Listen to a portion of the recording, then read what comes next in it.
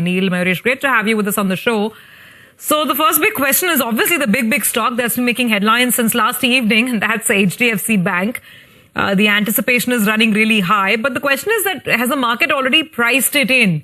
And then if that's the case, and whether HDFC Bank will have enough sort of merit on its own in terms of earnings, in terms of growth, to really do that big dance, the big jig.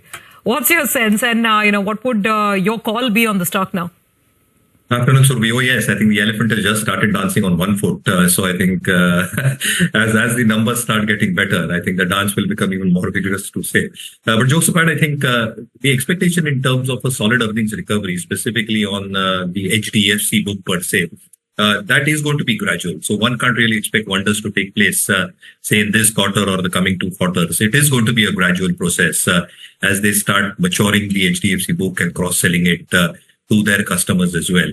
They've obviously got access to the low-cost deposits from HDFC itself. So at some point of time, as the rate cut cycle starts happening in the Indian context as well, there is going to be incremental revision back to mean, not to the absolute means that HDFC Bank used to report, but the combined NIMs and spreads should be relatively better as both revenue and cost synergies start building in. Last but not the least, I think at Markets Petia, our belief is that numbers should be relatively better as we head into the second half and keep on improving as the base starts getting created for FY25. So FY26 numbers will be relatively stronger, better as we look back in FY24. So yeah, I think we remain optimistic on this stock. The EPS-RS rating looks fine.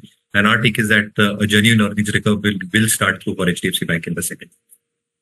Okay, all right. Hi, Mayuresh. Good afternoon and good to see you in.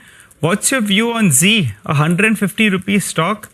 Plenty of bad news. But is it all in the price at 150, or you say plenty of better options? Just stay away from Z. Afternoon, Nigel. I think the price damage has been done. So I think all the bad news is now getting gestated into the price.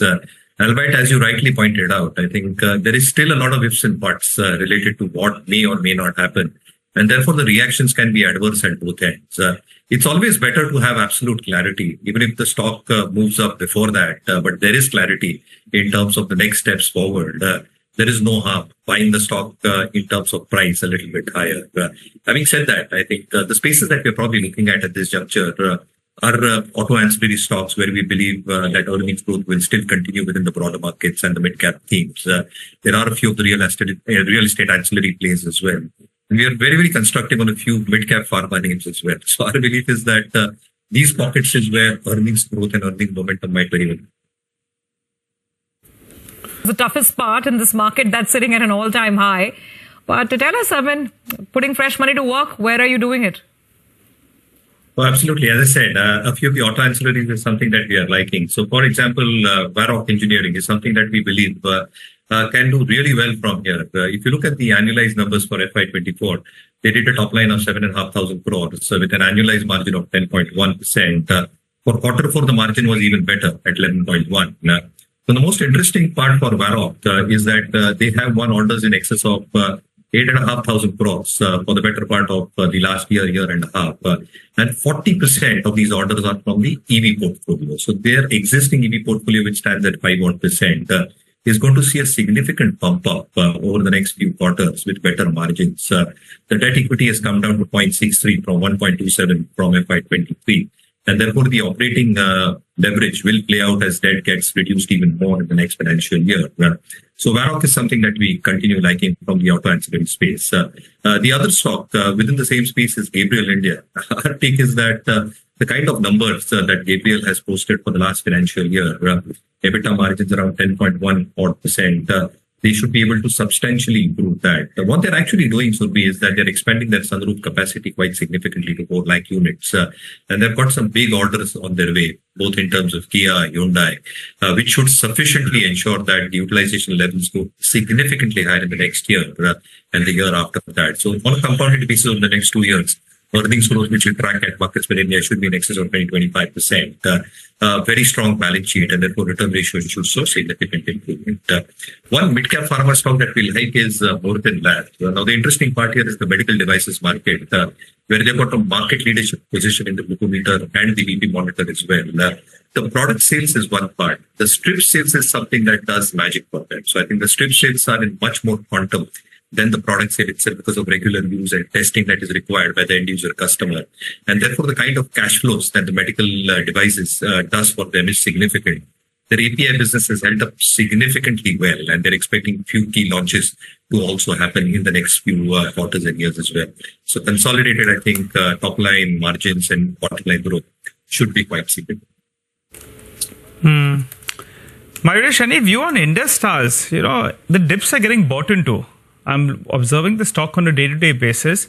Now, all these telcos are coming back in shape. So, they're in. So, obviously, it's good because they'll get their dues. They're more B2B in nature. Trades at a discount in comparison to its global peers. Any view on it? The stock was down yesterday. It's up close to around 3.5% odd. If you pull up a 2-week chart, it's moved from 340 all the way to 400 rupees. Oh, absolutely right. So any pullback becomes a good opportunity to get into this one. As you rightly pointed out, I think the expectation in terms of the sustainability of Vodafone Idea means that the tenancy ratios as part of the telecom business should hold up very, very smartly.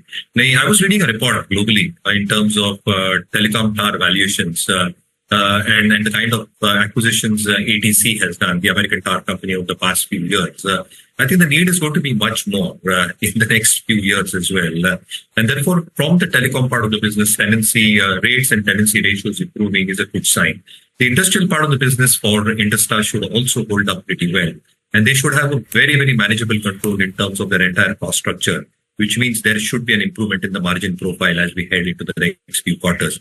What this really does is it improves their cash flows, and the net debt, which has gone up in the last few quarters, should start coming off. So the deleveraging effect on the balance sheet will also improve their return ratios. I think it's a good story. So genuine long-term investors can wait for pullbacks to play this. Okay. All right. Mayuresh, good talking to you. Thank you very much for being with us and giving us a lot of those stock cues and ideas.